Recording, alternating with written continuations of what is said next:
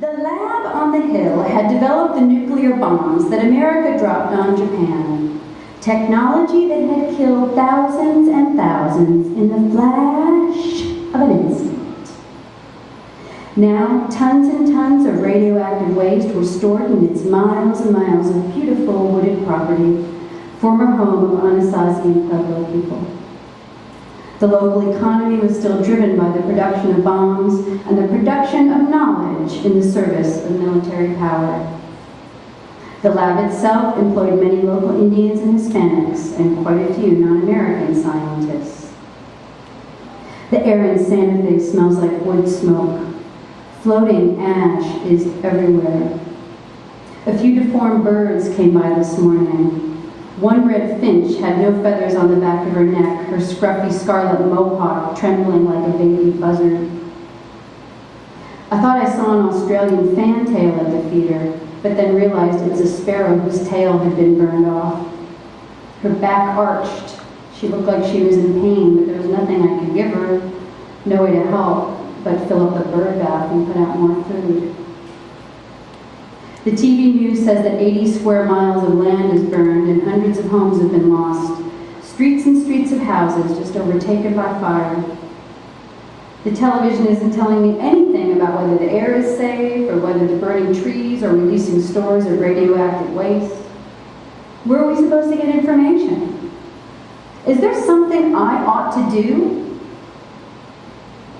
Hoping for a burst of participatory democracy, the Philosopher Queen assumed her disguise and went off to a town meeting. She appreciated the information the activists and government officials provided about the levels of toxins and relief efforts. The scientific facts allowed her to gauge her own safety and to assess the performance of the institutions that were supposed to keep the community informed and protected. The man sitting next to PQ had the tweedy look of a physicist. Before the meeting had begun, he turned to her and introduced himself as a representative from the lab on the hill, there to observe, not to participate. PQ was intrigued. He seemed like a nice, normal person, and he sat there beside her with his heart and his mind and his penis, she gasped, and his nice brown shoes. She felt an academic affinity, a smart person connection with him. He sat there beside her with his elbow occasionally touching her arm, with his brain of chemical reactions, his own abstract models and latent justifications, just like her. He wanted to be able to do his thing, to seek answers to difficult problems, just like a philosopher queen. She knew at the lab they were developing networks of knowledge, linked systems of computers with distinct areas of expertise, like linked brains, but better, because you could link computers.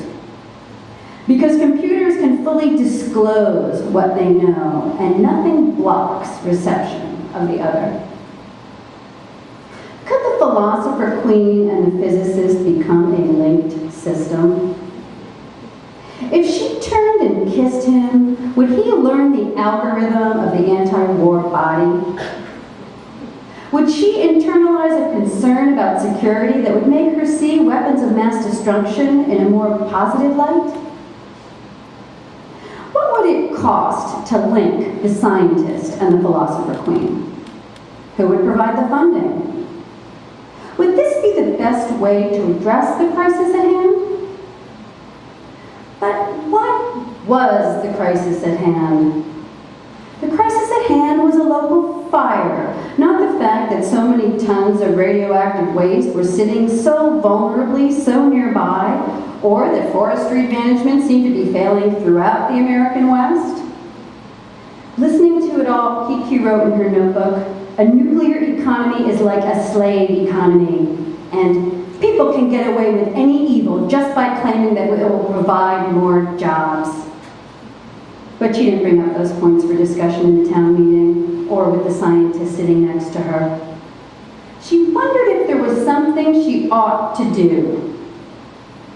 She knew nothing much would come of this meeting.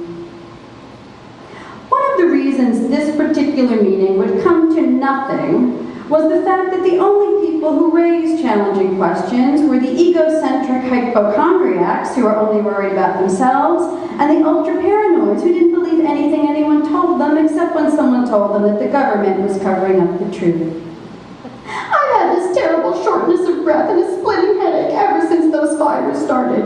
My portable Geiger counter says radioactivity rates are 7.5. I can't live with all these unknowns. And there's been a horrible smell, pungent and intense. I have no idea what it is. Would somebody please tell me what to do? PQ thought of the old cliche. The worst thing about democracy is the people. How could she have hope for democracy when she found so many of the thoughts and opinions of the general public, them out there, to be such stupid crap? Oh, of course, all people have the right to their stupid crap, and to express their own stupid crap in whatever form they'd like, as long as they don't hurt anyone else in the process or prevent others from saying their own stupid crappy stuff. But is that really the full extent of the promise of democracy? The freedom to express crapola? Didn't the Iroquois have something else in mind when they created democracy here so long ago? The Philosopher Queen believed that education of a certain sort was necessary for meaningful democratic participation. Since she had the privilege of a good education, she thought she'd put her voice out there. Dear editor, the fire in the city of La La La is all over the news right now, but the mainstream media is missing the point. Recent events around La La La Lab, including the man-made wildfire that nearly incinerated a horrifying amount of radioactive material stored there, show that we can no longer afford the risks of a nuclear war economy. La La La, blah blah blah. Her letters never got printed. PQ had been time-traveling through their wars for far too long. She started wearing her own missile defense shield.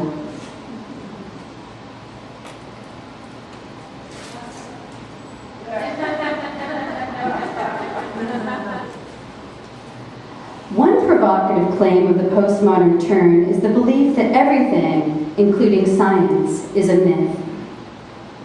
The negative interpretation of this view is that no method of science or knowledge-seeking is superior to others, and that there's nothing we can truly know. PQ preferred the more positive interpretation, which is that if all forms of knowledge are contingent human creations, much like stories, then we need to know the purpose of a theory in order to evaluate its adequacy. Stories are ways of making sense of the world and our place in it, and stories help justify certain ways of being human over others. If we have the power to claim or create our own stories, our own myths, the question is obvious. What stories do we want to create, to propagate? The following spring, in the same land, but in a very different land, the Philosopher Queen looked out and noticed that the far edge of her back fence marked the beginning of a space that was more black and more poor than the block she lived on, the block she faced. She hadn't planned it that way. She bought that house because she wanted to live in a racially mixed neighborhood. It's hard to put your finger on what's wrong with gentrification when you're one of the gentry. Either that, or there's nothing wrong with it. You be the judge. A few months later, there were riots in the city when a cop shot and killed another unarmed man, the 15th black man killed by city police for no reason, really, in just a few years.